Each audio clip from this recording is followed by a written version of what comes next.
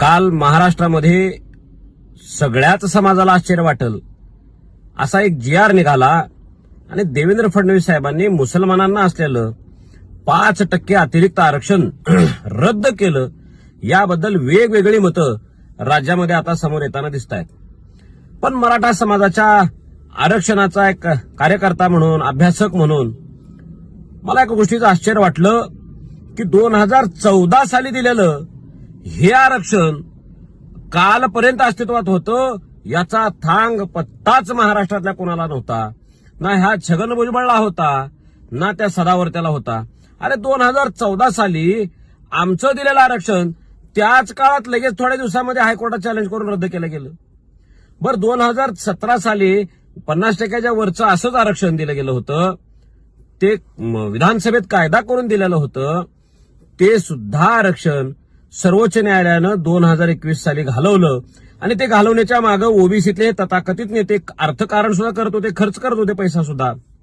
त्या गोष्टीचा आम्हाला शल्य नाही, कारण मराठा समाजाला कळून चुकलेला आहे की 50%च्या वर दिलेलं असा कसलाही राज्य शासनानं कायदा करून दिलेलं आरक्षण टिकणार नाही. हे आता स्पष्ट झालेलं आहे. जी भूमिका आम्ही राज्यभर वनवन करत, वनवास भोगत, वनवास यात्रा काढून, राज्यभर सभा घेऊन जनजागृती करून मांडलेलं होतं, त्याला काल पुन्हा एकदा शिक्कामोर्तब झालेला आहे. कारण जर काही आता दिलेलं जे काही 10% आरक्षण आहे, अशाच पद्धतीनं मराठा समाजाच्या विरोधातलं कुणी आलं तर ते एखादं परिपत्रक काढून रद्द करू शकतंय.